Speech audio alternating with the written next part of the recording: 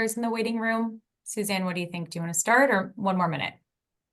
Let's go ahead and get started. If others join, we'll be just doing the intro portion. So thanks, Molly. Yeah. Well, thank you all for being here today. And welcome to the Fairview Developmental Center Specific Plan. This is workshop number 2. We are providing the workshop this evening in both English and Spanish. This is the virtual presentation of our series. And as Molly noted earlier, and for those who have just joined, this meeting is being recorded. It will be also made available on the project website just a few days after, as we go through our project or our meeting summary. We do have a couple of Zoom participation protocols to go through. And again, as I mentioned, we will be also providing Spanish translation. So if you would like to be moved into the Spanish parallel meeting, please drop a note into the chat so that we can make that happen for you. As you can see from the slide I've got up on our screen here, we will have some Q&A portions of the evening. We'll respond to questions either as you raise your hand or things that you type into the chat. And I see we've already got a couple of people using that. We will you're also able to chat in Spanish as well. And then we'll get to everybody in order. So the Zoom program itself lets us know the order in which people raise their hands. So we will go down the list and that's how we'll do that this evening. Bienvenidos a los que hablan español. Esta reunión es la segunda reunión. El tema es el borrador de visión de Centro de Desarrollo de Fairview. Si quiere participar en español, pulse el botón chat y llegaremos a la otra reunión en español en unos minutos. También puede escribir cualquier pregunta que tengas en el chat durante la presentación y contestaremos a todas las preguntas.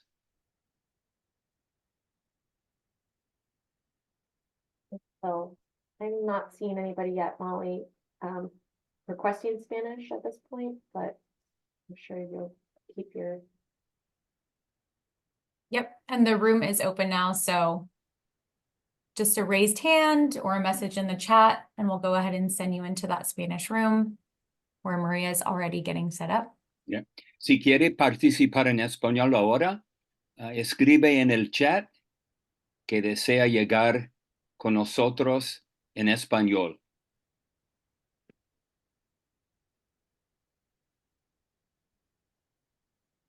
We just had a couple, sorry, Suzanne, we just had a couple more people join. So Bill, if you could just announce the breakout room one more time, just in case. Okay, yeah.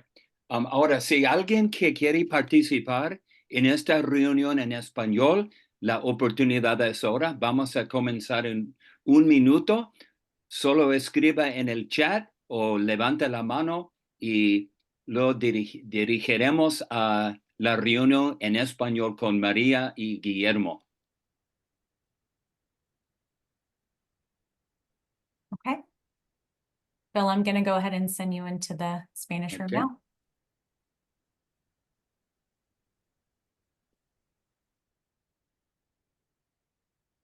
All right, thank you all for your patience as we were getting kicked off and make sure. Oh, we have a hand raised. I see. Yeah, I'm going to send that. Okay. Send that person over. Okay. And so we are here, as I mentioned, for the Fairview Developmental Center specific plan. We'd like to hear a little bit more from you practicing in the chat, as we just mentioned. It's a great way to message in today. So if you could just chat in and let us know, are you a resident? Are you an area business owner? Are you an interested member of the development community? Anything else that, kind of piqued your interest with this project? And also curious to hear if you participated in workshop number 1, if you were here with us back in October or early November last year. We'll give everybody a few minutes to do so. Thank you. And thank you all for being here today. like we got residents, got resident business owner. Molly, did you see others who are needing Spanish or good there? Yes, just one other. Okay, great.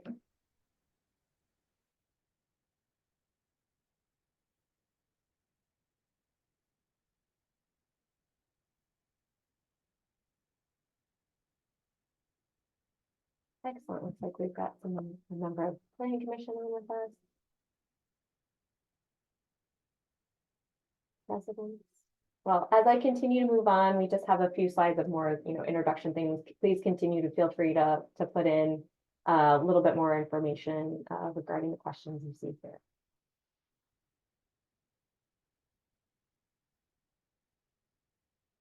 So I'll move through a quick agenda with all of you, just so you know what to expect tonight. And perhaps some of you were able to participate in person. I know during the first round of workshops, we found we had people who participated in person and also joined us virtually. So this will be a very similar meeting to Tuesday night.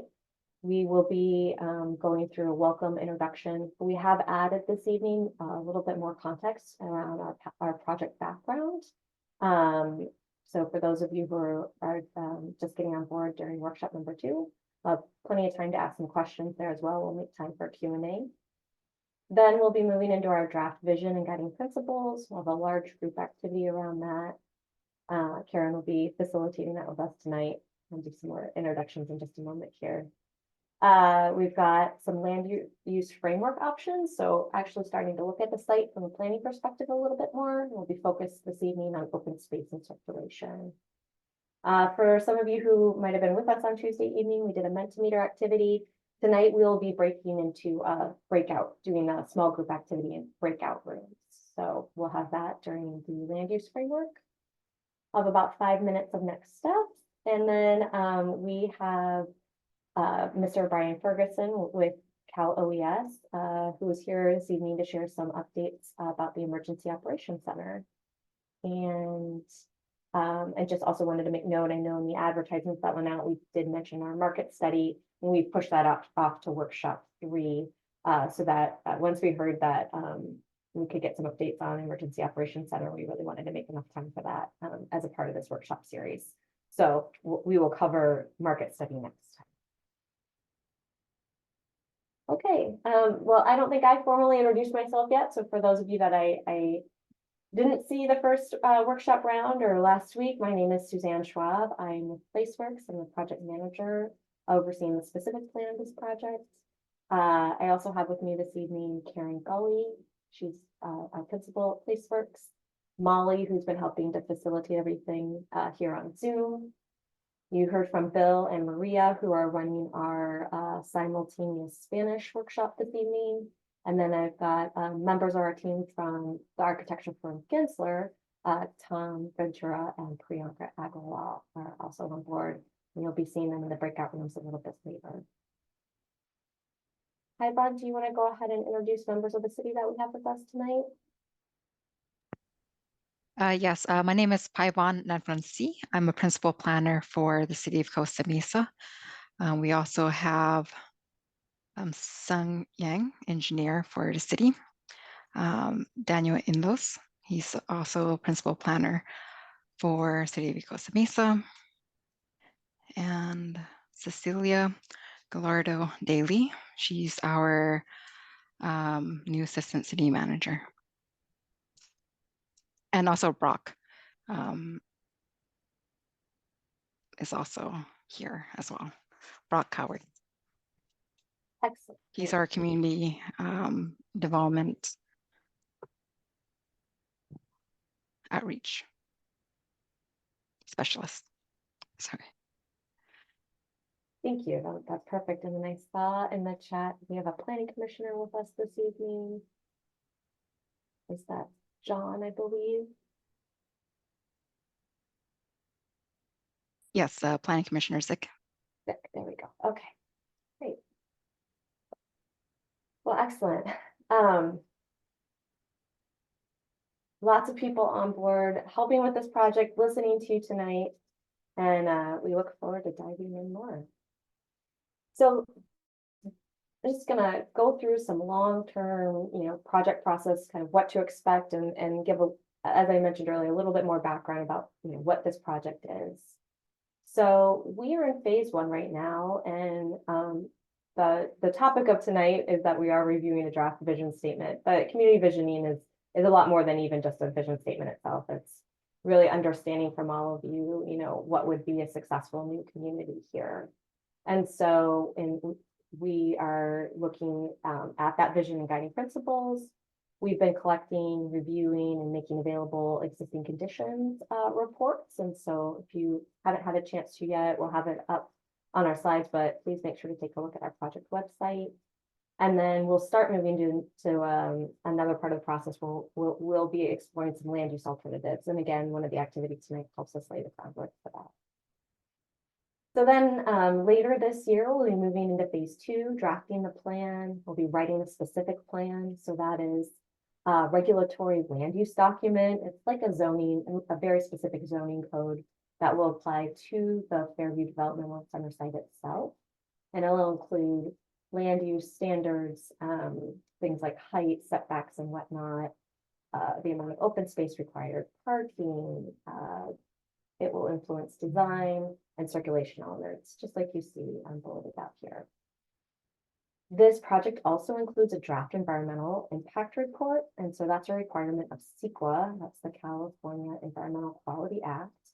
And that requires us to analyze the impacts to things like air quality, noise, traffic, and other infrastructure throughout the city. Or well, like specific to this site, but what impacts you would see in the city because of future development here. Then in phase 3, we'll be approving the plan that's expected by the end of 2025. The public will be able to review drafts at that time. And this is really when the public hearing process begins. Planning Commission's role here would be to provide input on those drafts. And then City Council would be approving and finalizing the draft specific plan and certifying the EIR. And then the project would move into phase 4, which would be implementing the plan. And so we're really looking 2026 and beyond.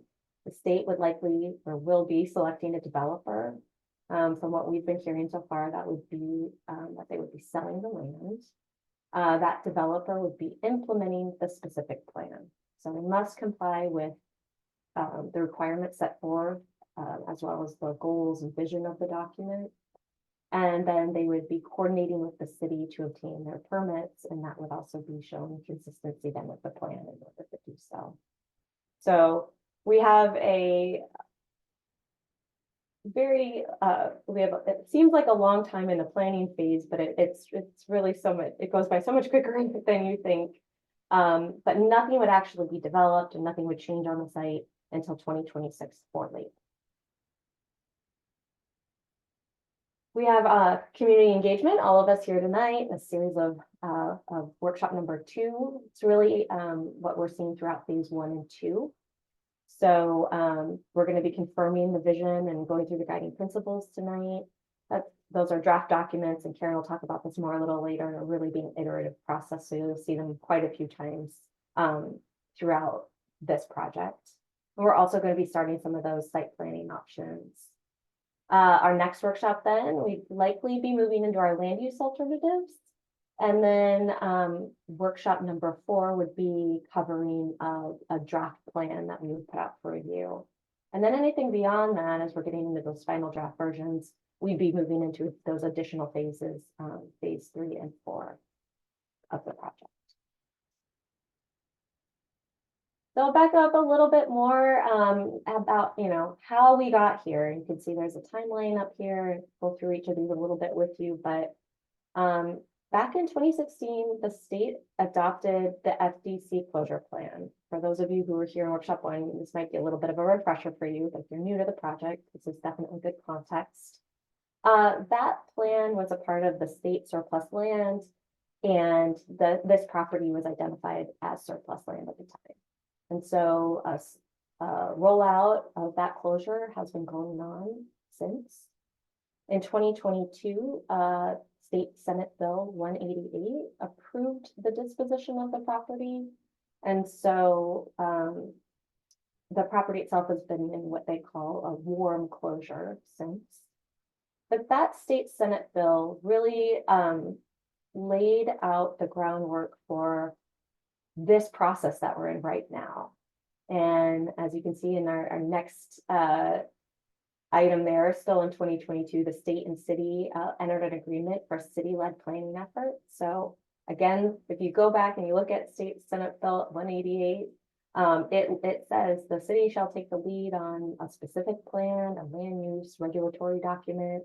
It lays out even a range. It says the housing will be priority use for this. It asks for specifically some developmental units to be included, and then gives an overall range of anywhere between 1,500 and 2,500 units being the target for the property. So we've really been using that as our initial guiding point, in addition to then the city's housing element, which I'll talk about a little further in the next slide. In 2023, I think the city also learned a lot more about, and it was made public that the state was pursuing a 15-acre emergency operations shelter, or sorry, center, and that included the state putting out their EIR, which was recently certified. So as I mentioned, we have Mr. Ferguson here this evening, who will be giving us an overview of where they're at with that project at the end of our workshop. Then last fall, we kicked off this part of the project with the specific plan and EIR. We had that initial workshop in October and early November. We're expected to complete the specific plan by 2025, and that's laid out as a part of Senate Bill 188. And so that gave a hard deadline for completion. It also gave the city some grant funding in order to make this project happen. So, so far we've been working in that time frame. And then I think I mentioned a little earlier, but just want to reiterate that the state is expected to initiate selection of a master developer. We don't know exactly when that will happen, but it would likely result in sale of the property to that future development developer. And then, as I mentioned, the city's housing element reiterated some of the housing goals that were set forth by Senate Bill 188, and also a part of that agreement between the city and the state. And it took them a little bit further. Within that range, it identified the 2,300 units, but also broke them down into affordability categories. Some of you who are familiar with some of the other city planning processes might have been involved in that housing element process. And during that time, the city was looking citywide at the allocation that is received from the state, called the Regional Housing Needs Assessment. And sometimes that's also referred to as RHNA. You might have heard that from time to time too. So those 2,300 units helped the city to also meet another statewide requirement. As you can see, the site itself is located along Harbor Boulevard. It's nestled within the Costa Mesa Country Club. We have Tanager Drive to the north, and actually abutting it, I think that's really mostly a parking lot for an apartment there, but that's access then to the country club. We've got two access points, one on Merrimack Way and one from Fair Drive. And then we have Joanne, and then Wilson would be the next intersection south. And then proximity to Estancia High School and Fairview Park.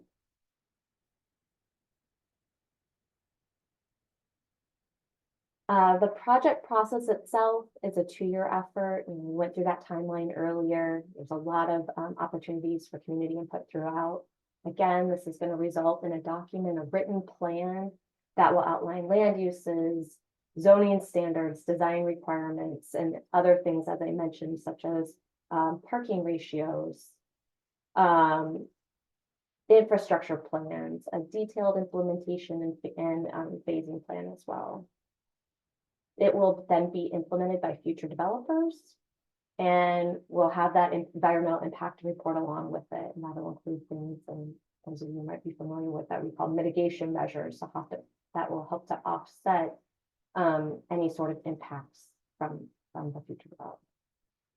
And then overall, our consultant role is to ensure that the plan is financially feasible, desirable to build, and best addresses the vision of the community. I mentioned we had a couple of project team members on with us tonight from an architecture firm. We also have a project economist. We have experts in wet infrastructure, so that's storm drain and utilities and water and sewer. We have traffic engineers on board, and all of them are going to help us to get to a viable project. But you could almost even think of this as our mission statement. We had someone who brought that up as we were talking through vision last Tuesday night and said, you know, what would be a mission statement for this? Well, this isn't the full mission statement, but this is something that, you know, this is how we will be moving through the project to support the city and the community. So that's a lot of information to digest, especially if you're just finding out for the first time or just getting on board with the Fairview Developmental Center project.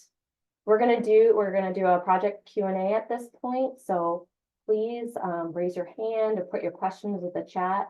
Karen's gonna help me to facilitate this portion, so I'm gonna turn it over to her, but Molly and I are gonna make sure that we're keeping an eye on those of you raising your hand and putting some questions into the chat. Hi, everyone. Karen Gully with Placeworks. So maybe we could take the chat questions first before we do the raised hand ones. Yeah, we have a couple in the chat. Okay. Okay, so the first one, is it a given that Costa Mesa has to develop the FDC, or is it just a study? So I think what we just described to you is more than a study. The city is developing a plan that will be followed by a future master developer for development of this site. It is the state's intent and desire to sell this land and see it be put to housing as a priority. And the city has control over that.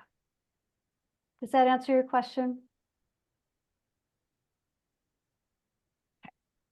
Thanks, Karen. The next question in the chat is, do EOC employees get priority in housing?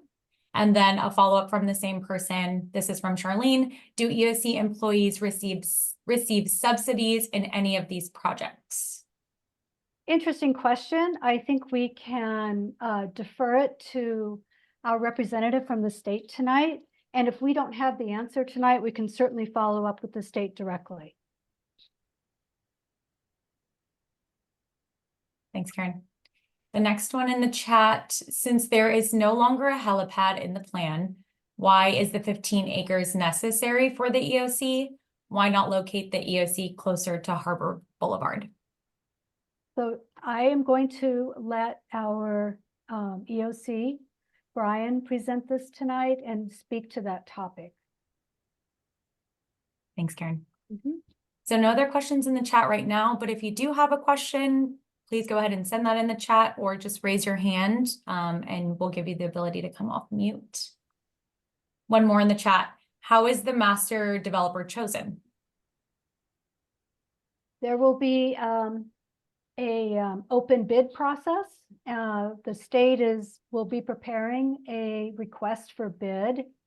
And within that will be what they're looking for in the way of a developer and the financial qualifications, the criteria for what they're wanting to see in the submittal, the proposal essentially to purchase the property. It's usually a very detailed and long process, resulting in the ultimate selection of a master developer. It is something that the state will be handling rather than the city, but there will be an opportunity, we believe, for the city to provide some input on the selection process. Thanks, Karen. One more, is the state planning the layout of the streets, etc.? Yes, in fact, that is one of the topics that we'll be talking to you all tonight. It is under the purview of the city to design a future roadway network for this site. It's quite large. It's going to have a series of roads that bring you into the site, that help you circulate through the site, help you get into the individual neighborhoods, and then ultimately into your homes and businesses. So That is certainly something that will be part of the planning process itself, and really detailed in this final document. Thanks, Karen. Oh, not seeing any hands raised at this time.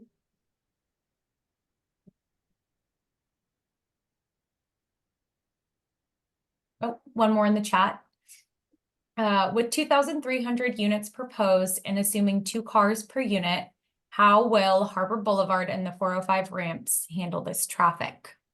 Good question, and it will be analyzed. And we're hoping in our next workshop to be able to come back to you all and begin to give you some information on that. But rest assured, we will be looking at that in detail.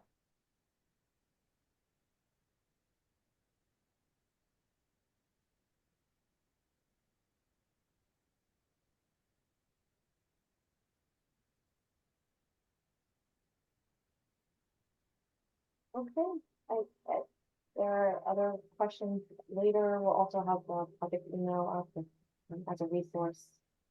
It looks like we could probably, One more just came in. Sorry, oh, Suzanne. no problem. Yeah. Is the state prioritizing safe walk and bike routes for the plan? I would say that the city is prioritizing that, and the city will be doing the planning not only for the roads, but for the pedestrian paths, whether adjacent to streets or off-road, and the same for bike routes. So that will be under the dominion of the city. Certainly, the state has an interest in making sure that streets are safe and that they're multimodal, meaning they're not just designed for cars, but they're designed for all types of users. That's certainly a state priority as well.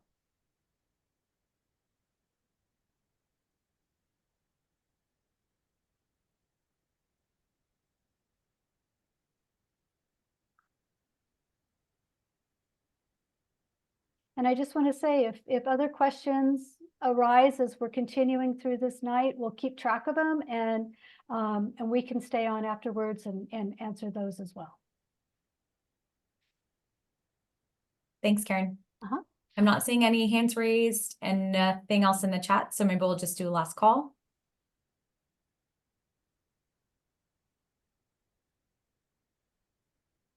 Okay. I think we can move forward. So the purpose of today's workshop is, as Suzanne went over in the agenda, is really to share a draft vision statement and guiding principles with you and get your feedback on those. We'll talk a little bit more about why a vision is so important with a project like this.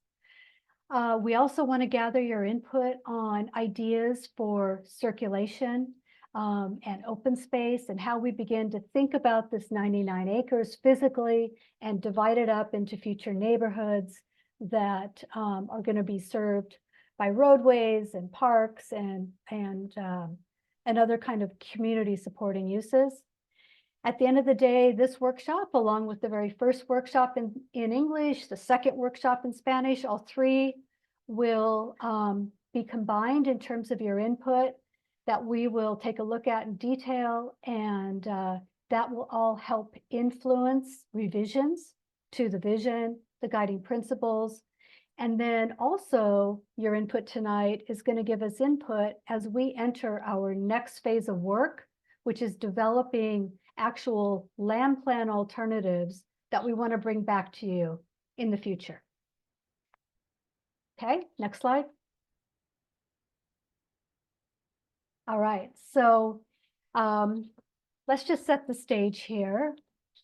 A vision is a very important start to any kind of land planning process that a city undertakes, whether it's a general plan process, whether it's the update to an existing plan, whether it's looking at how potential commercial corridors can begin to change over time and set new direction for that. A vision essentially is a desire statement about the future of a place. And you can move to the next slide. It is essentially forward-looking, it's aspirational, it's not meant to be detailed yet. The details come as the plan itself is developed. Instead, it's meant to encapsulate at a really high level what the values are and the aspirations are for this community and for this place. And we'll just put this in context for you. There is no other 99 acres like this in Orange County, in this location, or anywhere else close to the coast. This is an extremely important and valuable piece of property, not only to your city, but also to the region. And it's worth taking the time to think about the future of it and how you want it to ultimately live. And when I say live, I mean how people want to live there, how people want to get around, the other kinds of uses that they want to have support those neighborhoods. In addition, a vision is also intended to be the guide for us as we begin to develop the details of the plan. We'll be referencing it, we'll be modifying it as details of the plan change. We'll be bringing it back to you to have another look, to have another say. So what we're going to do tonight is not final. What we're going to do tonight is collect input on what we've drafted so far so we can make it better. We typically use the future tense because we are trying to envision the future. Next slide. So the input we received in our first series of workshops, and I saw here in the original chat that we asked you to give us some input on, that many of you participated in that first workshop. So this looks familiar to you. We still have all these posters that you did, and the content and the ideas have been summarized and categorized, and we've got that summary on our website, and you can see all that. But essentially, that provided the groundwork for the draft vision that we want to share with you tonight. And so just looking at the vision exercise, and remember, we asked everyone to provide input on what they think are the best ingredients for a new neighborhood.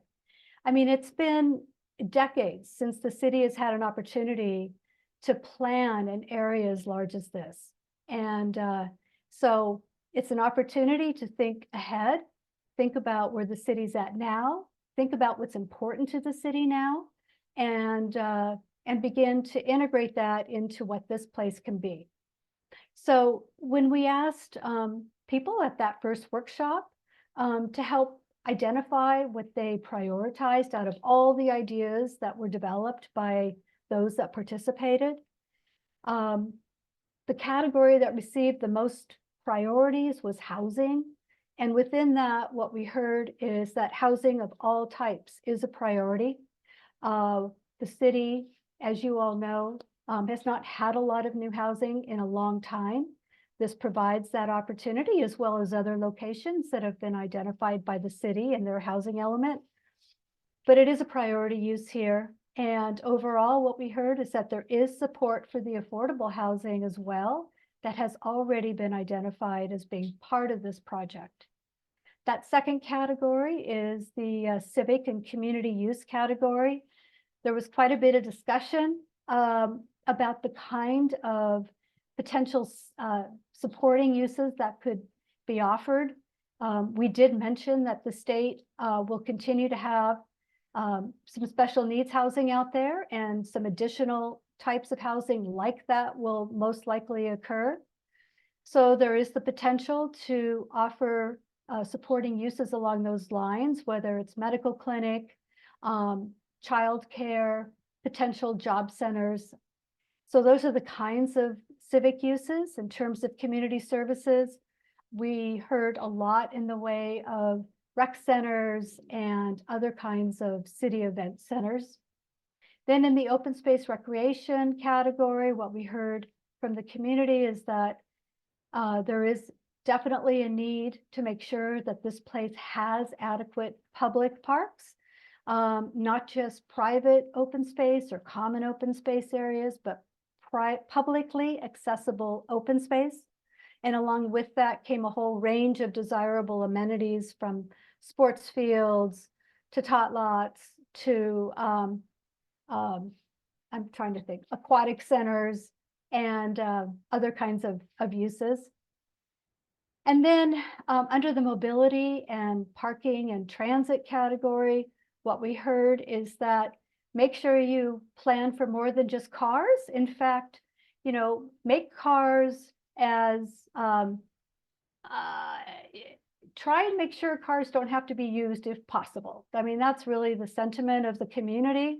We know no one's going to never need a car, but to the extent that this neighborhood can be walkable and we can get people to and from places where they need to go to buy goods and services and access things like childcare and park services, that will certainly help take traffic off the road. So that was certainly a priority of the people that participated that night. So making sure that we build streets to accommodate that and that those streets are safe.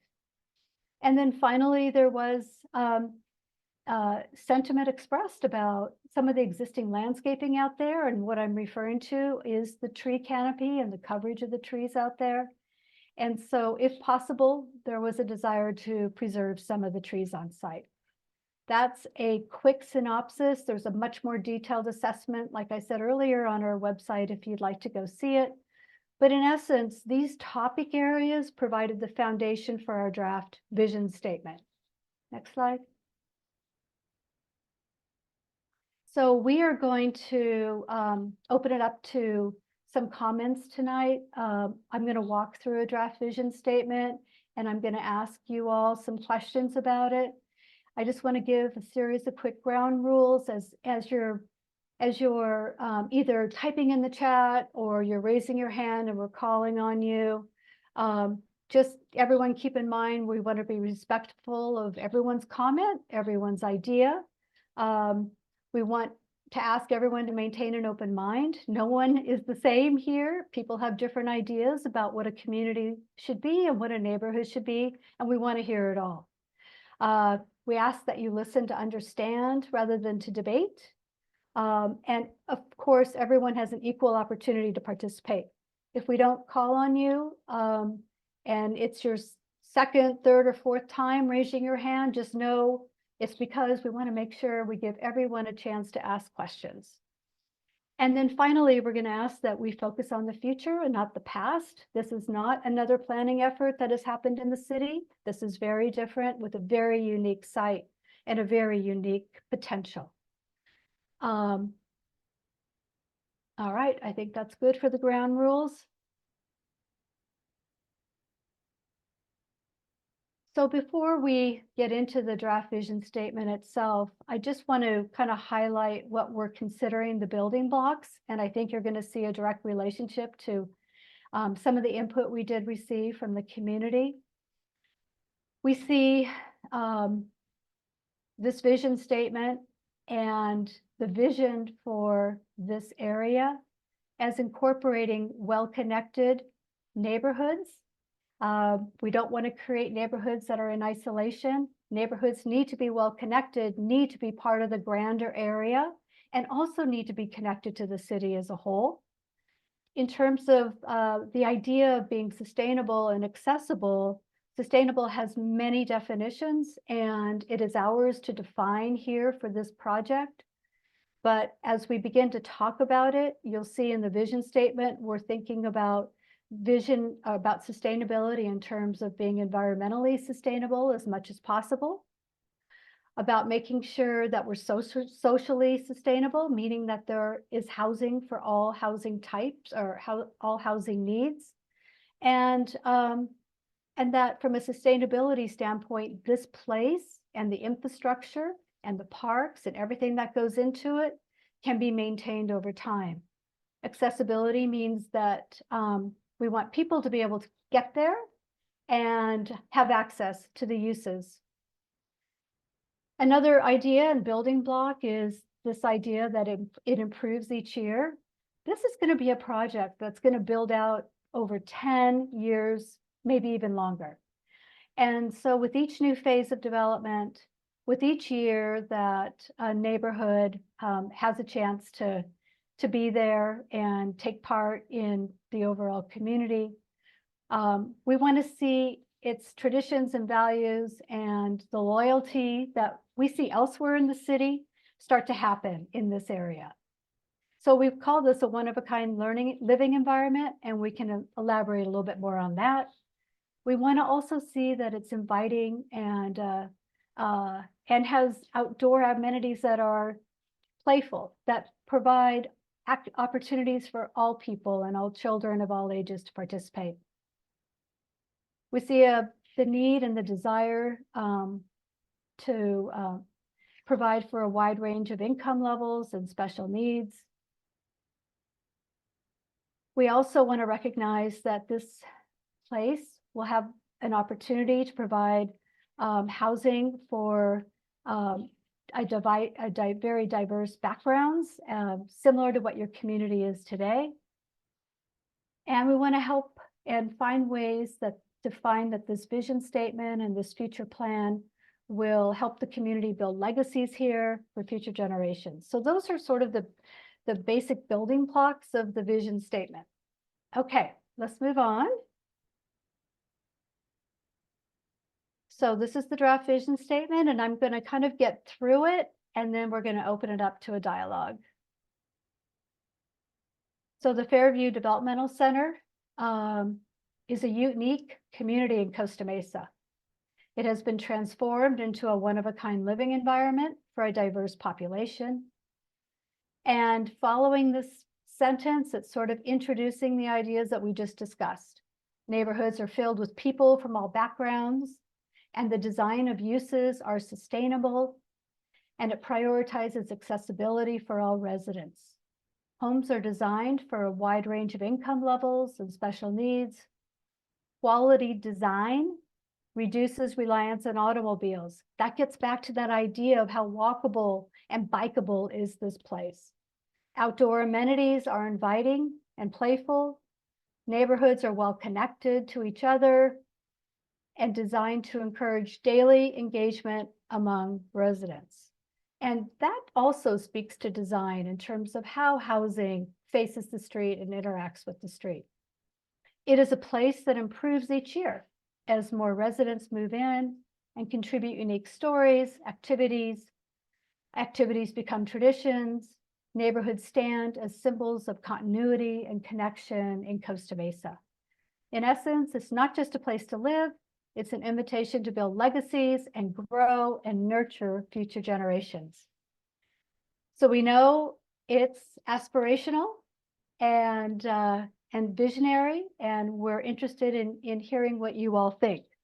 So to kind of set the stage here, what we want to know is, does this capture the ideas of what makes a great neighborhood?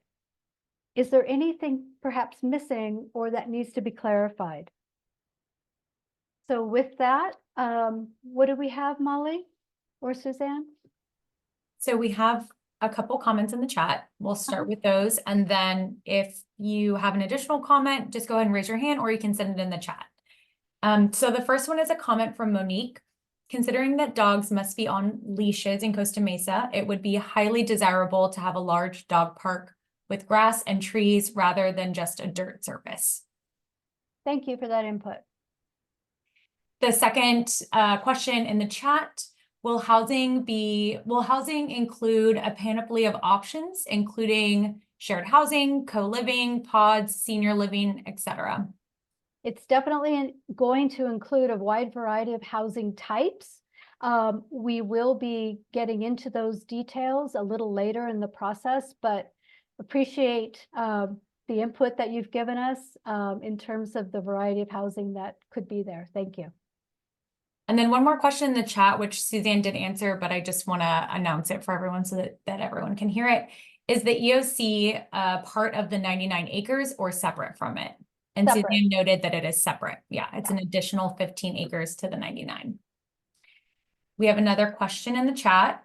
Will schools be built or students Will schools be built for students of current Costa Mesa schools?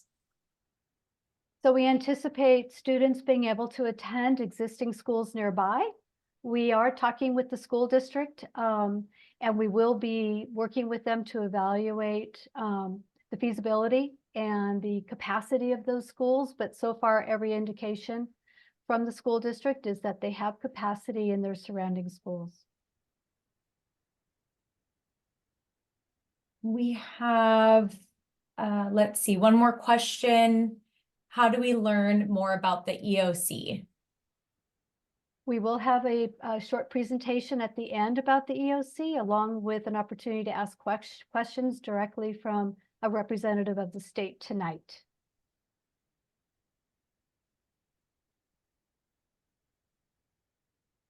Another question, do you have any concrete plans yet, i.e. housing, etc.?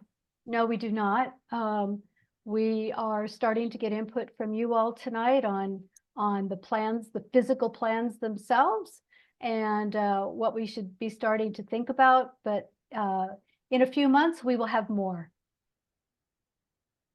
But even then, let me just go back to that. You say the word concrete. So the specific plan sets the stage. So we will have a land use plan, and then ultimately the master developer will prepare the detailed quote unquote concrete plans that you may be referring to. That will happen with the master developer.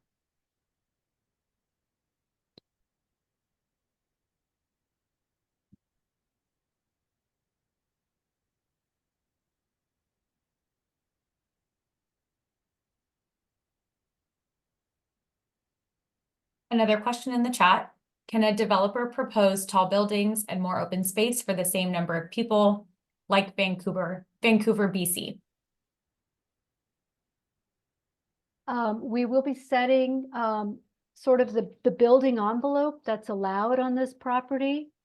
We haven't gotten to the point of saying a building can't go above a certain number of stories yet, but the plan will have those parameters. And I like your analogy, with Vancouver and how they've been able to do that and still preserve a lot of open space.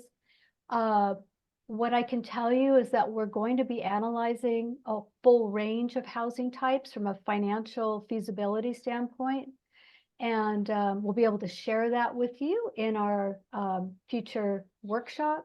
So you'll have that information on what developers are likely going to see as being feasible to develop here. I can't say that giant high rises like in Vancouver are going to be feasible here, but we'll have an opportunity to take a look at that. And then going back up in the chat, there was one more question. Following the concrete plans regarding housing, the follow-up question is, when will we see this? Which I'm assuming is referencing the plan. See the plan. Okay, I'm not sure. Can we take her off mute or him off mute? Yeah, the name of the question is just iPhone, so I'm going to go ahead and just ask you to unmute if you don't mind clarifying your question.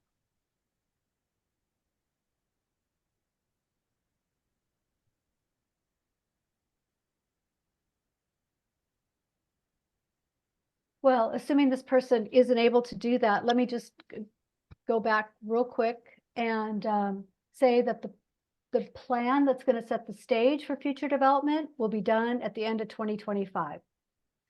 And then we expect, as Suzanne mentioned, that the state will be selecting a developer, a master developer, hopefully sometime this year, not guaranteed, but hopefully.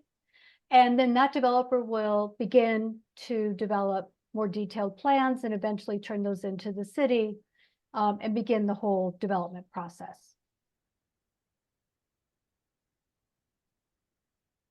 Molly, you see that? Yes. So there's a couple items to address.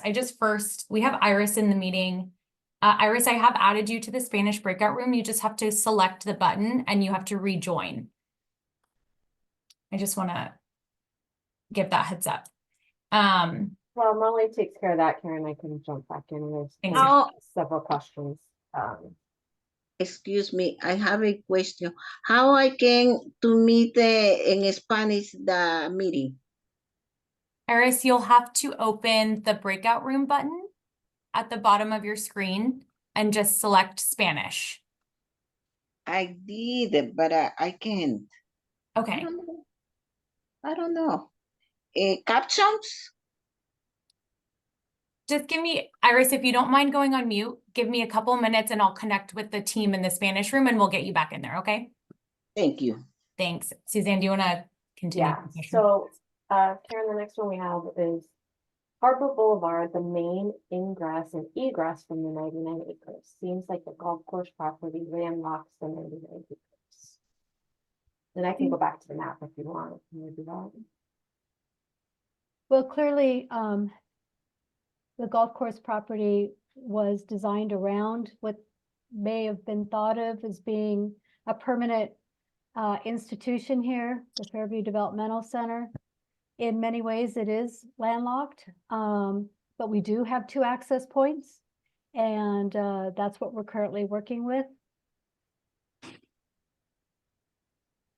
So the next one we have is how will you determine who qualifies for special needs housing?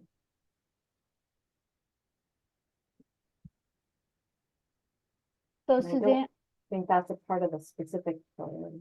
yeah, so that was gonna be a separate process because it's our understanding that, well, it could happen in 2 ways. The state may develop on their own special needs housing, and if so, it'll be their process for selecting who gets in there and figuring out how that's gonna happen. As part of a developer, a team of developers that might come in and develop the rest of the 99 acres, we anticipate that there will most likely be 1 or more affordable housing developers, and they could choose to do some special needs housing as well.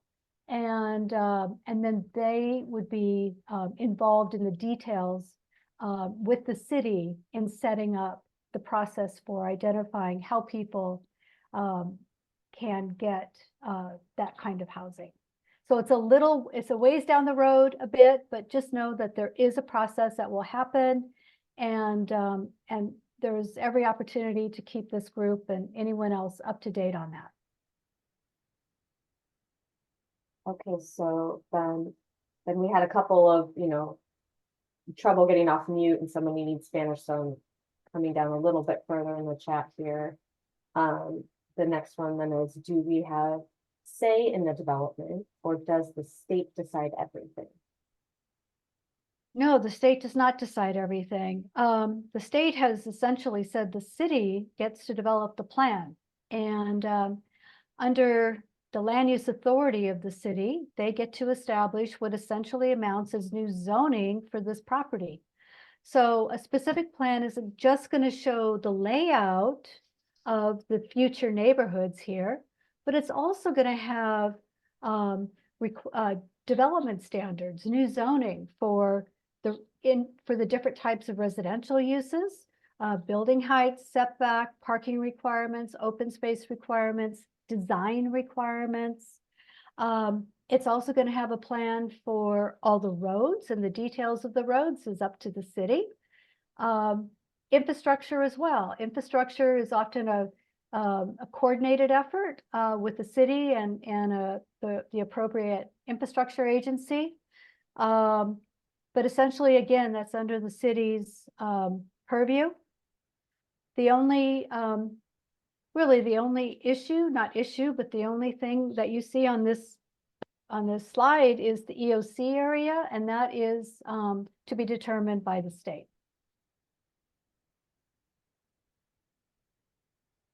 Okay, moving down a little bit more here, can the vision statements, I'll go back to that on the screen here, include at the end paragraph, one to say among residents where one can age in place. Okay, I like that. I'm sure there's a thoughtful way to work Yeah. that in here. Yeah, sounds great. Yeah, that last sentence, we could work that in there. Other ideas? Thank you. Next, just going down the list here, the next one is based on the city goal housing element of 2022 percentage wise. How can we project out to 2026 when developer is brought in to how much FDC, how much housing FDC can provide? I'm not sure I followed that, Suzanne. So the way I'm reading this is I think they're thinking that there's a future housing demand that we would be building for housing demand today. The things that I think we also need to think about and consider here, we have, well, we could probably build really tall and maybe accommodate future housing demand, which might be higher than we feel like it is today. Things like the infrastructure, water, sewer, traffic, and emergency services to all of those people that we'll be studying are likely going to help us find the right tipping point. Does that make sense? And so, thinking, talking to the economists we're working with so far, he's like, there's tons of demand, you know, there's lots and lots of demand. It's other constraints that will really help us find the right level of housing to provide. Yeah, I agree. At the end of the day, it is the physical constraints. I mean, we are limited in area. So, but that's a really good question. Yeah, and it looks like I did get a thanks that helped in the chat. So I think we're good there. Yeah. Yeah, I mean, that 2,300 units is a goal, and we have heard that there is a desire to add additional housing if it fits, if we can make it work. And we'll be looking at that as part of the alternatives. Then we had this is Phil here saying, how do we learn more about EOC? Our listed chime in on Councilmember Reynolds saying that the state has a website with additional information. And I think we have the representative here this evening. If not, I have slides that I'll go through for a little bit more context on the EOC that the state did provide to us. And we have that link available also on the fdchousingplan.com website as well. This our project website.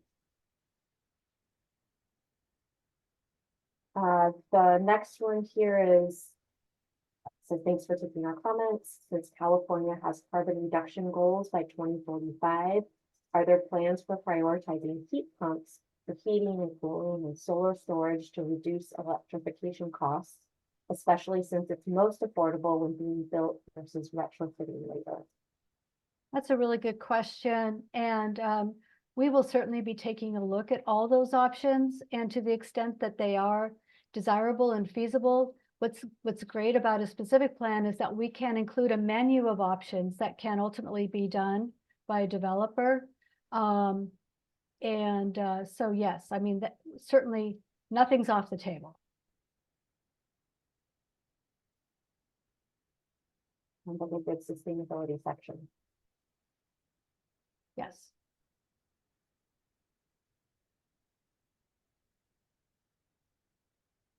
I'm not seeing anything else in the chat. If I did miss someone, please either raise your hand or say scroll up, Suzanne, and you missed me, and I will. Here's another one. Who will own the housing? It depends on if it's for sale or for rent. And we don't know exactly what a future developer or group of developers is going to want to do. If it's for rent, then it will be owned by the developer itself, him or herself, their company, and that's how that will happen. No different than if they were building elsewhere in the city. Like an apartment scenario. Yeah.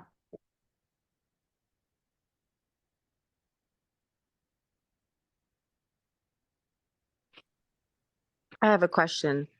Okay, go ahead. What percentage of housing do you today assume? I know you don't have all the information, but you would assume would be for sale versus for rent. Yeah, I'm just trying to get an idea. we don't, it's too early to tell. Okay, is it because you don't have a developer aligned yet? You don't have any plans yet? Is that It's so because- today's just a preliminary, just kind of speaking out loud to see what the public wants? Is that what today's objective is? Well, the first part of your question, the answer is yes. It's because it is too soon to tell because we need a developer on board. And then and then the second part of your question, in terms of your input, we're looking for input on a vision statement, and we're about ready to move on to another activity that we'd like your input on as well. Sure, sounds good. Thank you.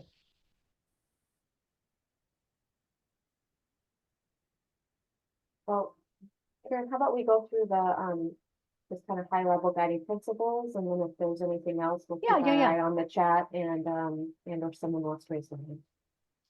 Yeah, I think we can jump to the next slide. So guiding, in addition to the vision statement, the next kind of tier of ideas and what we're going to strive for as part of this document, we call guiding principles. And you will see those guiding principles on our website. They get into much more detail. I don't think we have the time to go through them tonight. If we do, we've got them at the end of our show, and we'll do that.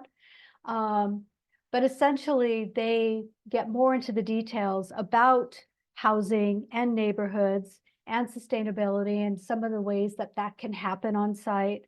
It gets into the idea of additional retail and supporting uses that that could happen here on this site. And then it also talks about design, the physical design of the community and how people are going to interact with it. So that's just a little bit more detailed. Here it is. You can see. So we've got guiding principles that cover each of these. And what's nice is that if you want to read these in more detail and provide some input, there's a way to do that on the website. So please feel free to comment. I think within the interest of time, we should go ahead and move on to our next activity. I'll just give a moment in the chat here, and I'm not seeing anything new. Nor do I see any addition. I haven't seen anything. So, Tom, we'll go ahead and turn it over to you. Sure, sounds great. So, as Suzanne was saying, or probably Karen was saying, the vision statement is kind of the overarching idea behind what we do. Then there's guiding principles that apply to how we look at the design, and what we want to look at tonight is how that then starts to look at in physical form. Before we really start doing any master plan alternatives for the site and some of the land use alternatives, as far as density and roadways and all that, wanted to talk about what would be kind of a preference from the community in terms of how this neighborhood could be laid out. We talked a little bit about how important it is to have these communities connected. And so that's the idea, is to really understand what's kind of the best way to look at doing that from your point of view, from the community, that would fit best within your community.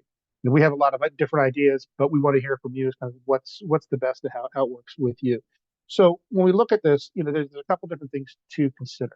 One is the traffic. How does traffic come in and out of the site, and how do you control or mitigate traffic on site in between all the uses? One, how does the infrastructure work within that site? How is it distributed through? And also looking just at the financial feasibility of the overall project, as Karen was mentioning. Developers, we're going to be putting together a framework that identifies circulation strategies. It looks at land use, it looks at the density of certain parcels, and how that overall site is comprised. But the developer also is going to have to come back in, evaluate that based on market study, and what is the most financially feasible way to make this project work. A lot of that's going to be based upon the market study. So tonight, what we want to take a look at is one, what kind of some strategies for circulation. Again, these are not going to be a final solution by any means. It's just a strategy how we approach a roadway network. Two, we want to look at the open space, kind of how we configure that, and different configurations tend to have different types of neighborhood feels, neighborhood vibes. How the the pieces kind of all come together.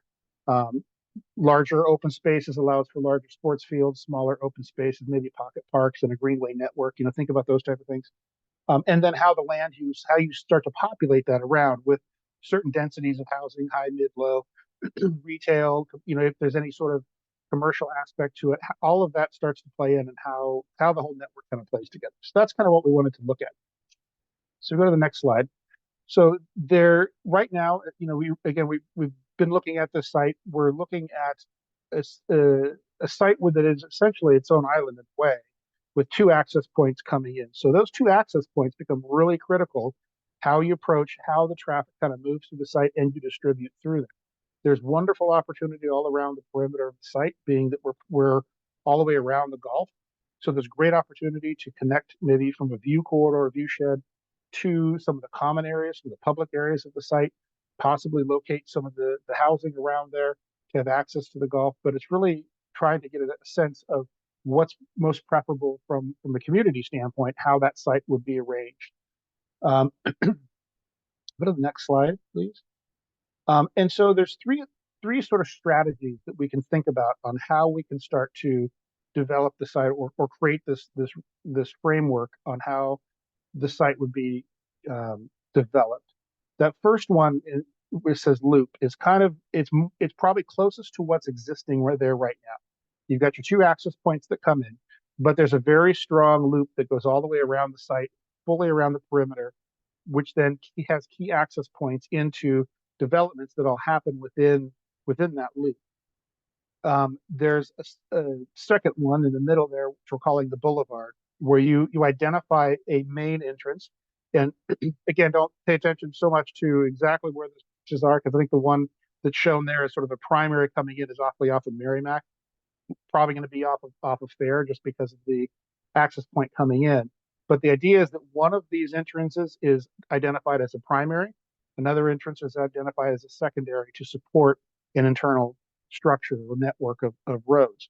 But the idea is that there would be some sort of a main passageway through that would be kind of a boulevard. That's where you'd have a lot of your density, a lot of your public activity happening in that zone. And then you'd start to then develop out from there and have secondary and tertiary roads that would have less traffic, is kind of the idea. So you're consolidating kind of your primary focus and ingress and egress in that area.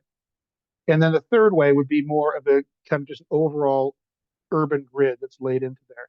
So less of a hierarchy of roads, a more dense network. It may break out into smaller network of streets, and you think about it that way.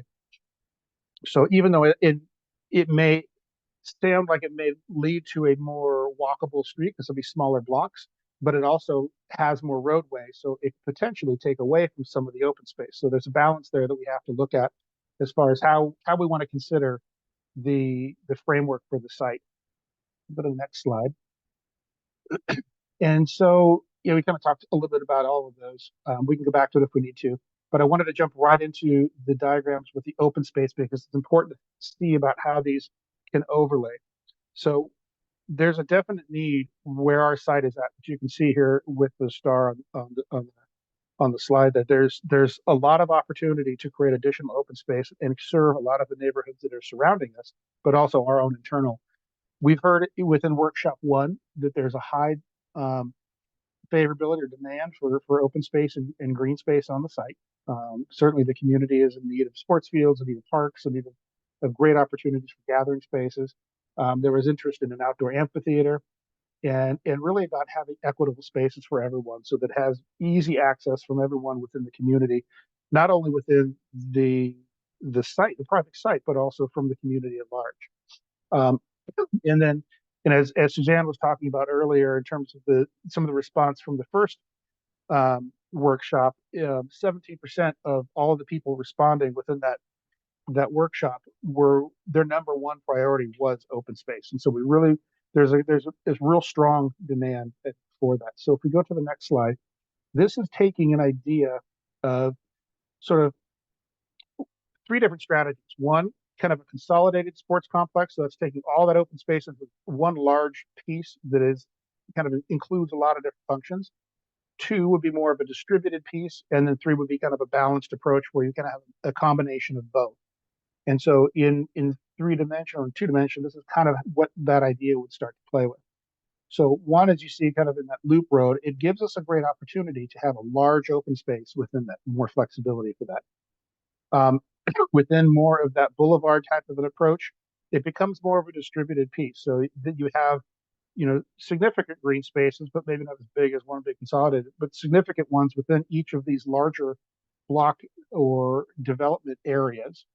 And then you look at more of that sort of that urban grid where we have this combination type of an approach, where you maybe can take one of those blocks, have that as an open space. Maybe it's adjacent to the golf course that has, some, you kind of get the benefit of the view and connection to the course to make it feel bigger than it is. And also each of those blocks then start to have a series of little pocket parks to populate and connect kind of a greenway or network between. So that's kind of 3 different approaches to both a framework as well as an open space approach.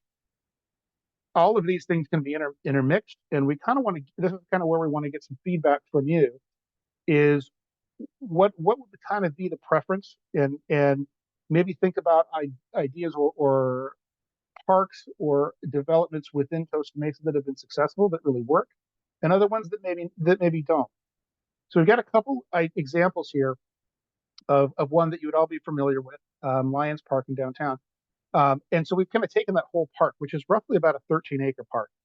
And so, but within that 13-acre area, there's a lot of activity that happens in there. And what's nice is this gives you kind of a good understanding of the amount of land area you need. So like the sports field in particular, it's about 2.6 acres for a ball field. Almost 3 acres if you consider that as a soccer field. And so when we start thinking about, these large open space areas, it's going to be great to have six soccer fields. Well, when you really start to do the math of that, that could easily get to 18, 20 acres. So that's a big chunk of the site. So we have to balance that with the developable area, what's marketable for the site, as well as what we can accommodate within the space. So it's really about assessing what the needs are for the neighborhood as well. And again, as some of the comments were in the chat, obviously a little bit higher density can allow for more open space. So there's a balance that we want to play with there.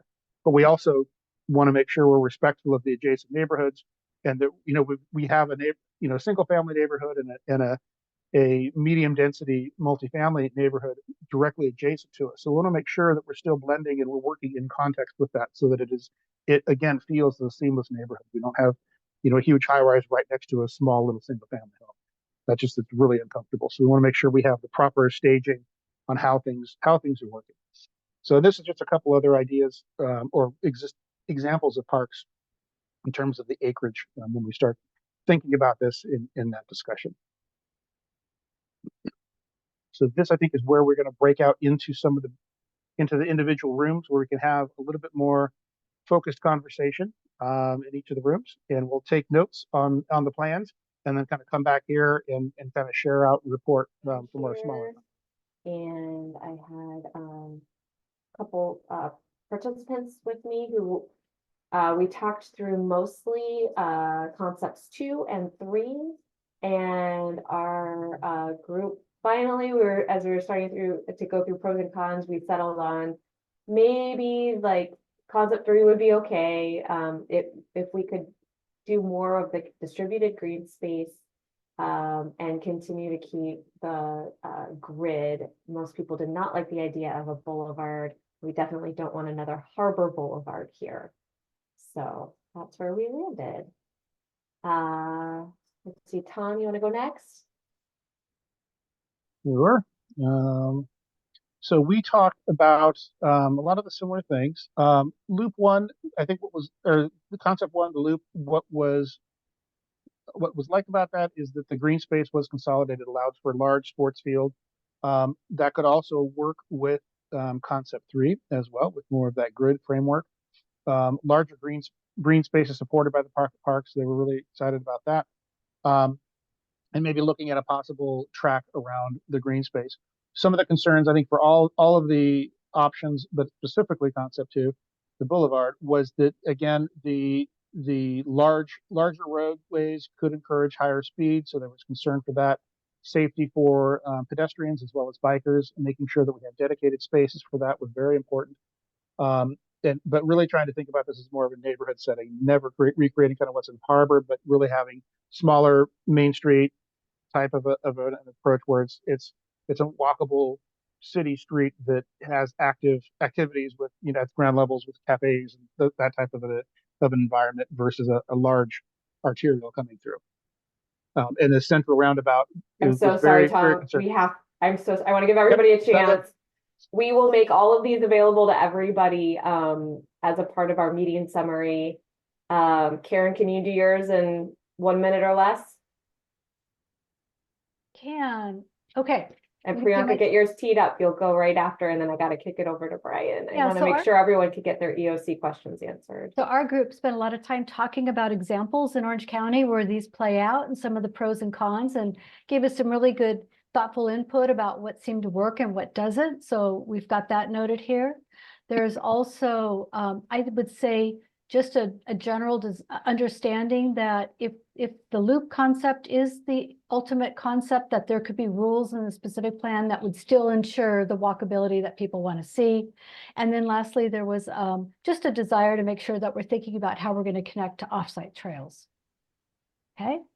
Thanks, Right, Karen. Priyanka. Members in our group did not like the idea of the central green as much. They thought it might limit some of the housing construction opportunities. Instead, they wanted a combination of concepts 2 or 3, bringing the green space more usable and building community closer to where the housing may be. They also asked if there's opportunity for mixed use neighborhoods serving retail or grocery.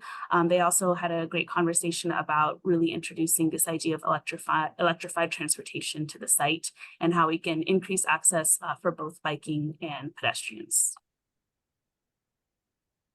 Okay. Looks like we're getting some more ideas in the chat or asking for some other examples.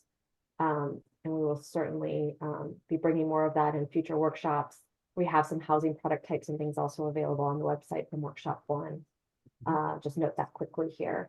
So let me share my screen and we'll get Brian teed up. Can I get a thumbs up if you can see my screen, or Molly, can you nod and let me know we're good to go? Yep, Okay, we're good to thanks, go. guys. Brian, I will let you introduce yourself. I really appreciate you being back with us this evening and that you were able to join on Tuesday as well.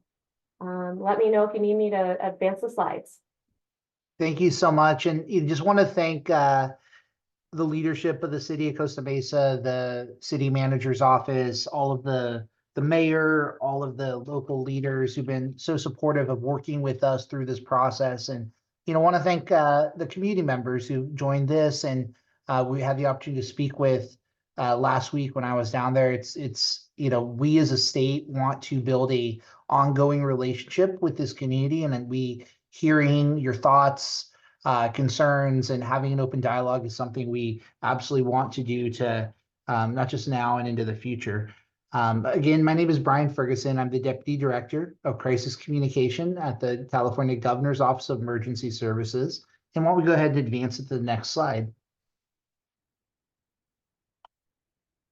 A little bit about who we are. We are California's leadership hub during disasters, which means we help coordinate the overall state response to communities that have been impacted by wildfires, earthquakes, floods, pandemics, and any other sort of disaster. Mostly that means that we are a coordinating entity. The folks who actually do the responding are your local community members, folks on the ground, like Orange County Fire Department, your local police department. But what we do is make sure that communities have the resources they need during disaster and then bring state and federal aid to communities as well. Next slide. And so we actually are already physically down in your community. We have staff who work there already. We have hundreds of staff all across the state that do emergency response. What you see behind me and what you see up on the screen here is what an emergency operations center is. And that's what we're talking about locating in Costa Mesa, which is basically a hub where first responders work together to talk to each other and make decisions in a disaster. Right now, there is one emergency operations center centrally for the whole state. There's been, and that's in Sacramento, there's been a desire for many years to have a facility in Southern California to better serve Southern California and also provide options should anything ever befall something in Sacramento. We're all about continuity in the emergency management space. And by doing this, a center, we would be able to better support the 11 California counties that are part of our southern region and provide services to Southern California and beyond. Next slide. So we talked a little bit in the interest of time about what we do. What does the day-to-day operations at the center look like? It's really folks who are sitting together, collecting, analyzing, sharing information. Like you see on the screen in front of you, a lot of people sitting at computers and talking to each other, doing classroom trainings. We'll talk in a minute about what it isn't, but this is not a police station. It's not a hospital. It's a place where first responders work together to make decisions for the benefit of the whole community. Next slide. And then, we've seen a lot that's been out there, and that's why we feel so appreciative to be with you all tonight to kind of talk about what this facility isn't, right? There's lots of, mis and disinformation out there, and want to answer that tonight, but then also on an ongoing basis in the future. This site that we're talking about at the former Fairview Developmental Center would not be used for an emergency shelter. So this is not a place where disaster survivors are going to go, where we're going to do any sort of congregate housing. There's also not going to be planes or helicopters flying in and out. We know that was a concern. Oftentimes when these EIRs are put together, they put everything but the kitchen sink in there. I want to tell you tonight and hopefully make you feel more comfortable that the EIR did originally include a thing that there could be a helipad at this site. That's been formally removed now. It's also not a warehouse. So this is not an Amazon shipping depot. There's not going to be big trucks going in and out. Again, it's predominantly used as an office, not a radio station. While there may be a cell phone tower, very similar to you see many places across the community, which allows us to have telecommunication capacity to communicate with first responders during disaster. It's not going to be something that stands out or in any way, it is an encumbrance on the community. In fact, that we plan to put requirements upon the builder to, make it something that fits into the existing nature of the community. It is not an eyesore, nor is it something that, hurts folks in the surrounding area because of it has shiny lights. So we've heard you loud and clear on that, and that's something that'll be made a priority as we go forward. We also heard comments about barbed wire, and it's like a military base. It's not that. If any of you had the opportunity to visit our site up in Sacramento, you'd see that we're in a fairly residential neighborhood right now. It's a mixed use community where there is residential nearby. And for the most part, it basically looks like an office building. And we're happy to kind of take your questions when we get past it, but wanted to just for you to hear directly from us what this site is and how it will support you. Final slide, please. And then finally, as we go forward, and want to emphasize that the biggest portion of the work we do at Cal OES is building our community, supporting individuals, areas of our state that are impacted by disasters, working before, during, and after disasters to keep folks safe. And as we talk about joining you all in Costa Mesa in Orange County, would want to bring that same community-centered approach in terms of how we work with you, the kind of resources we provide, the relationship that we have. So we have a give and take. We're working, and that we think that we can be good neighbors to all of you, where we can bring cops and firefighters from across the state who are going to sleep in your hotels, eat in your restaurants, and meet at the Emergency Operations Center to make decisions that ultimately help keep Californians safe. And we're really looking forward to sort of an ongoing dialogue and having this conversation. And also so excited to hear the broader efforts that are happening upon the site to revitalize Fairview, build housing, do all these things is going to uplift the community. We very much want to be part of that as well.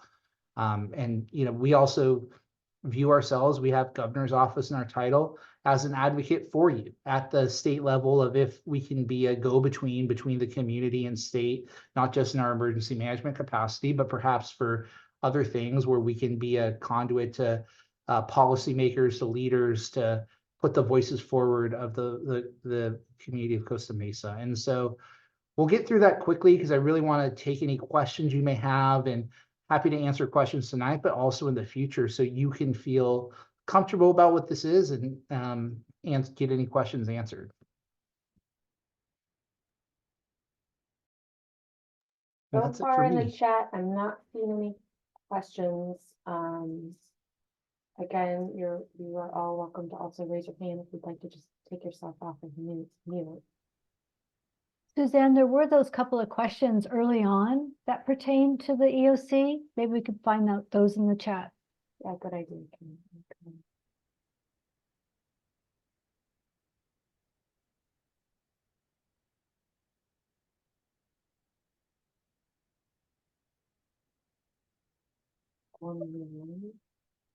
It has to do with the housing. Do you have it?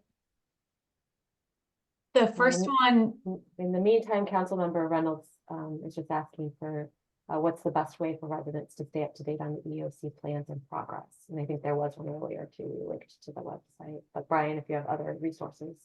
Yeah, thank you, council member, and appreciate all that you've done to kind of uplift this issue and have conversation of, as it goes forward, our State Department of General Services, who will serve as the contracting and real estate body, will develop a project website where there will be updates on timelines, statuses, any additional progress that's happened, because it's not just us, right? There's other state components as well. And so that will be part of the next phase as we go into it. General Services, while they're not here with us, that is part of their process for building new facilities all up and down the state, is that they collect community input. They create a communication apparatus for folks to let them know. And they're also, as we go in the next phase, which is design build, there will be other opportunities down the road to talk about this, right? And so I think right now we're talking about, are we going to be in the community? But the next phase is, what does that physically look like? How is it situated on the site? What does the architecture look like? How does it match the sort of the elements of the neighborhood? And that will be part. So there'll be different checkpoints along the way for folks to engage. And whether it's through General Services or through us, we want you to know you can reach out to us at any time. You're welcome to email our general inbox, media@cal-oes.ca.gov, if people have questions, and happy to work with you all and want it to be a transparent and open process. Okay, I found the others. Do EOC employees get priority in the housing? My guess is that the vast majority of folks would not actually physically be living there. I think, there'll be about 2 to 3 dozen employees that will already live in Southern California somewhere. Certainly that may be a part of a conversation elsewhere, but that's not something that's under consideration at this time for to be part of our state effort for the EOC. Do the EOC employees receive subsidies for any of these projects, to live in housing that might be located here? I think, again, the folks who work here already live in and around Southern California. They have home-based offices. We are not relocating any employees here. Now, during an activation, we may have folks that come from all over and stay in hotels, right? And they would be reimbursed either through the state or through FEMA for their travel, their hotel, their meals. But at this point, housing is kind of a separate effort that's being headed up by the great folks at your city, as opposed to sort of the state building part of it. Jeff, your question's next. Do you want to ask it?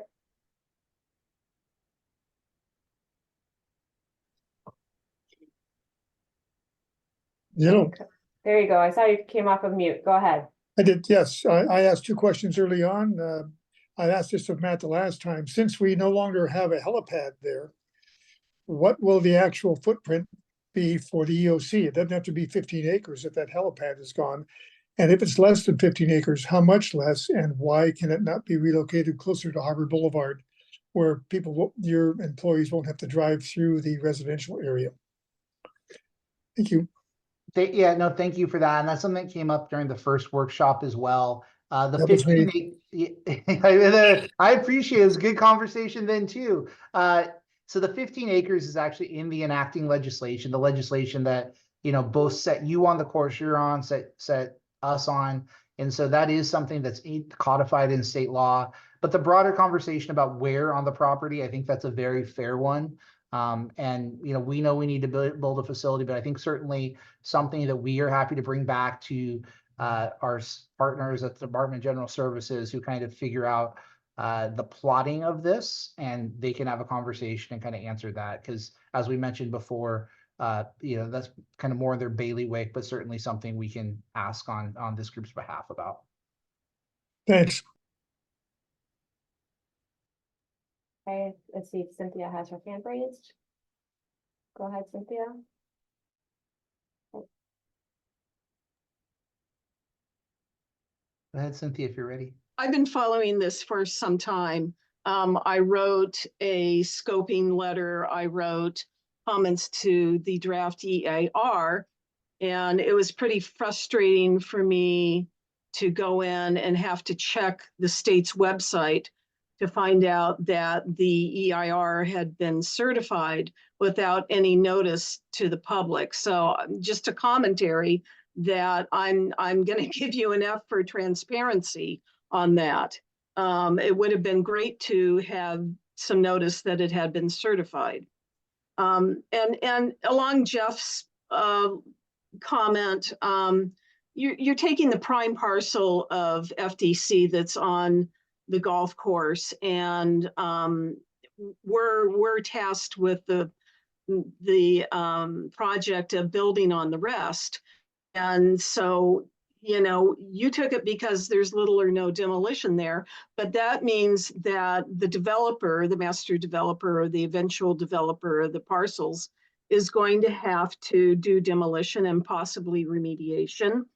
And I had one developer tell me that because of the EOC, he is not interested in developing the parcel, which really, if you're going to be constricting developers like this, it's going to be difficult. It's more difficult to entice somebody to come in and do the development. That's it. Thank you, Cynthia. And again, we're hear you loud and clear and appreciate your comments tonight. And when we spoke before, the State Department of General Services that does all the real estate arms, they're the ones who does the environmental impact, really the land use planning. And that's certainly something we can pass along to them, and do appreciate your comments, and thank you for that.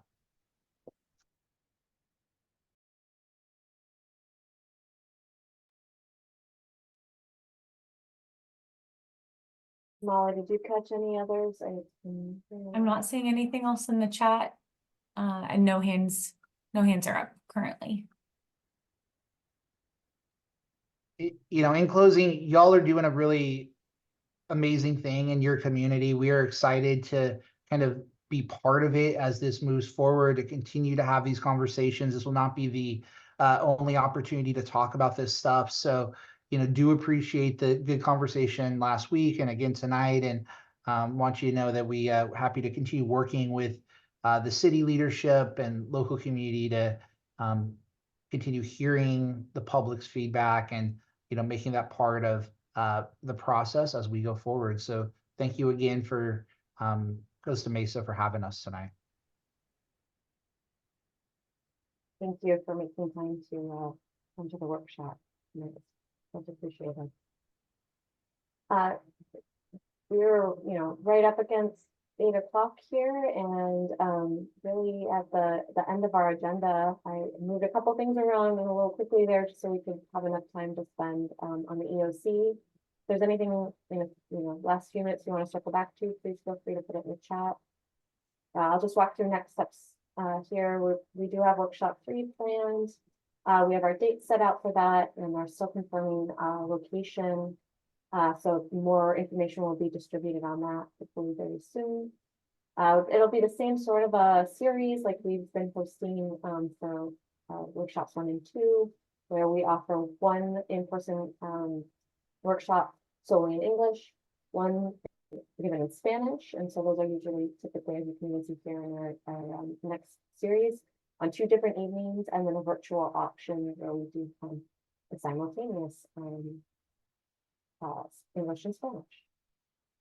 We've mentioned the project website, and we have our in the chat, we have the project email, so feel free to visit us there or email. That's also on the website. We've had some new studies, existing conditions reports. We have a new story map up. It's an interactive and kind of a fun way to explore the site and learn more about those, the history, as well as, again, the existing conditions that we've been learning a lot about. So with that, okay, I see in the chat here, Cynthia said she has a specific comment in the vision statement, principles. And so that's going to be our project website. Molly, can you go ahead and type in the chat via email? Yeah. Project email. Thank you. There, There we Paibon go. just sent it. Yeah, Paibon featured today. Right, thank you. Looks like it got pushed down when we added the update about the internet was not, I apologize. It should be on this slide. We've got it in the chat there for any of you. It's FDC housing plan at costamesa.gov, or you can visit the website, which also has the email across the bottom, and it's FDChousingplan.com.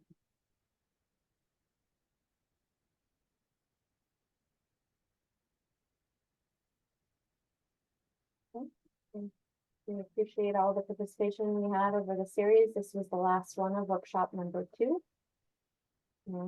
Happy to stay on another couple minutes if there are any other comments or questions. Thank you again for participating. We hope to see you at the next one. Thank you all. Thanks, everyone.